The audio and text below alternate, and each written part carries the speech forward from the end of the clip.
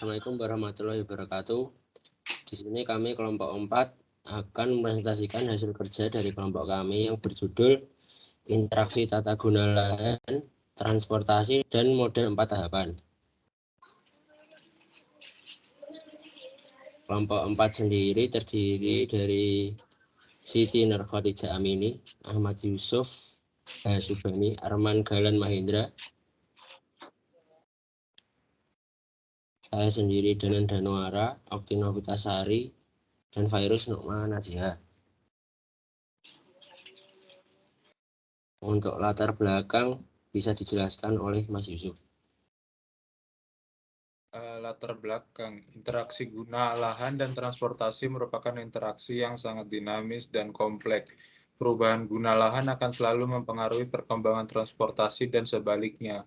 Maka kemudahan untuk mendapatkan transportasi dan penyediaan layanan pada daerah tersebut juga semakin berkembang dan semakin banyak masalah transportasi atau perhubungan merupakan masalah yang selalu dihadapi oleh negara-negara yang telah maju atau develop dan juga oleh negara-negara yang sedang berkembang atau developing seperti Indonesia, baik di bidang transportasi perkotaan atau urban maupun transportasi antar kota atau regional. Di negara Republik Indonesia yang berbentuk kepulauan dengan daerah yang sangat luas, sangat dirasakan kebutuhan adanya suatu sistem transportasi atau perhubungan yang efektif dalam arti murah, lancar, cepat, mudah teratur, dan nyaman baik untuk pergerakan manusia dan barang.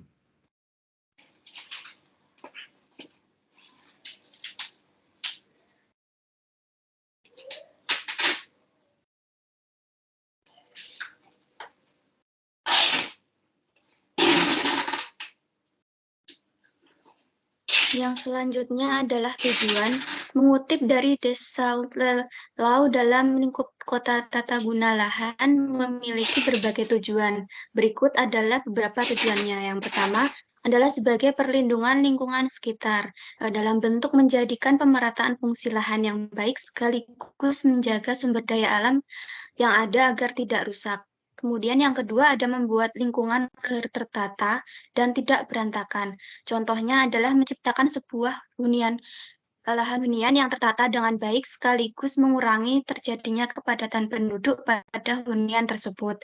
Yang ketiga adalah membangun sistem transportasi yang baik dan terintegrasi. Yang keempat, menyediakan tempat untuk berlangsungnya berbagai kegiatan publik. Yang terakhir adalah untuk keselamatan dan keamanan penduduk.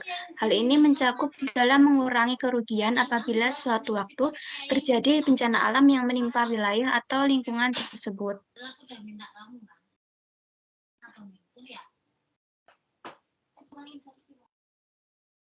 Untuk selanjutnya, ruang lingkup. Transportasi dalam lingkup perkotaan. Transportasi yang berwawasan lingkungan perlu memikirkan implikasi atau dampak terhadap lingkungan yang mungkin timbul, terutama pencemaran udara dan kebisingan. Ada 3 aspek utama yang menentukan intensitas dampak terhadap lingkungan, khususnya pencemaran udara, kebisingan, dan penggunaan energi di daerah perkotaan di 2000, yaitu A. Aspek perencanaan transportasi atau barang dan manusia. B. Aspek rekayasa transportasi meliputi pola aliran moda transportasi, sarana jalan, sistem lalu lintas, dan faktor transportasi lainnya.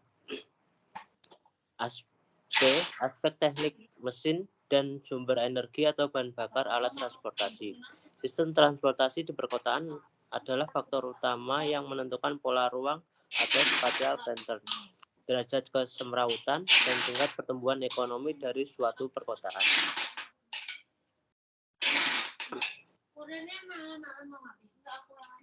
Ada 3 jenis utama transportasi yang digunakan orang di perkotaan.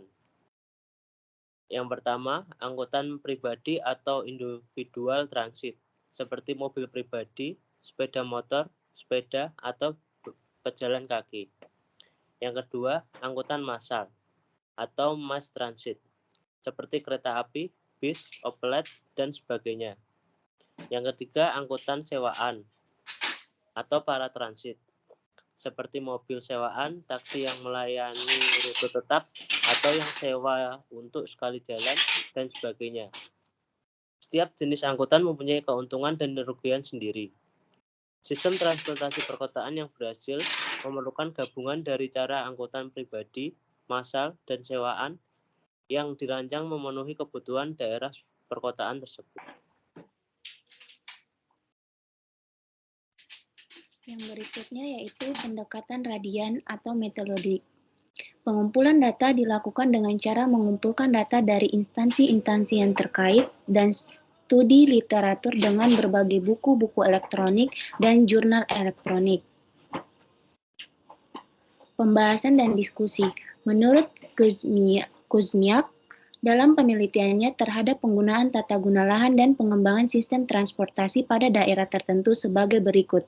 Yang pertama, yaitu jenis penggunaan lahan merupakan strategi terhadap analisis transportasi dan berhubungan dengan unsur penggunaan lahan secara terstruktur. Yang kedua, penggunaan lahan dan strategi perencanaan terhadap pengambilan keputusan melihat ada hubungan sistem transportasi dengan penggunaan lahan. Yang ketiga, mengidentifikasi pendekatan analitik yang telah digunakan untuk mengevaluasi kinerja transportasi dalam hubungannya dengan tata guna lahan. Yang terakhir yaitu tanggapan perilaku perjalanan.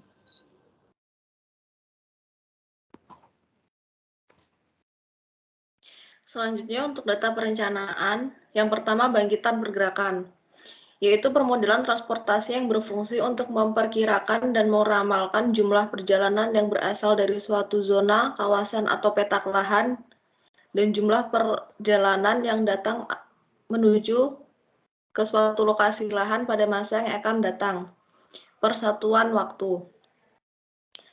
Lalu selanjutnya asal dan tujuan, berikutnya sebaran pergerakan, yaitu permodelan yang memperlihatkan jumlah perjalanan yang bermula dari suatu zona asal yang menyebar ke banyak zona tujuan atau sebaliknya. Lalu total matriks asal tujuan, berikutnya pemilihan moda. Pemilihan moda yaitu permodelan atau tahapan proses perencanaan angkutan yang berfungsi untuk menentukan pembebanan perjalanan atau mengetahui jumlah orang dan barang yang akan menggunakan atau memilih berbagai moda transportasi yang tersedia untuk melayani suatu titik asal tujuan tertentu. Selanjutnya, mat penumpang angkutan pribadi, lalu pemilihan rute. Model pemilihan rute yaitu permodelan yang memperlihatkan dan memprediksi pelaku perjalanan yang memilih berbagai rute dan lalu lintas yang menghubungkan jaringan transportasi tersebut. Lalu yang terakhir harus pada jaringan.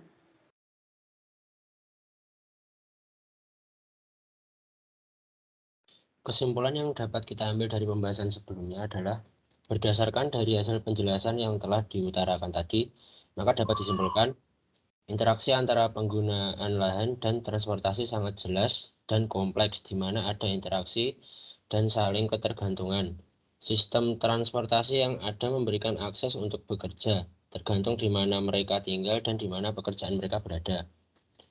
Terdapat hubungan antara waktu tempuh, kapasitas, dan arus lalu lintas. Dan waktu tempuh sangat dipengaruhi oleh kapasitas rute yang ada dan jumlah arus lalu lintas yang menggunakan rute tersebut. Semua tindakan yang dilakukan pada setiap tahapan akan mempengaruhi tahapan lainnya dalam sistem tersebut.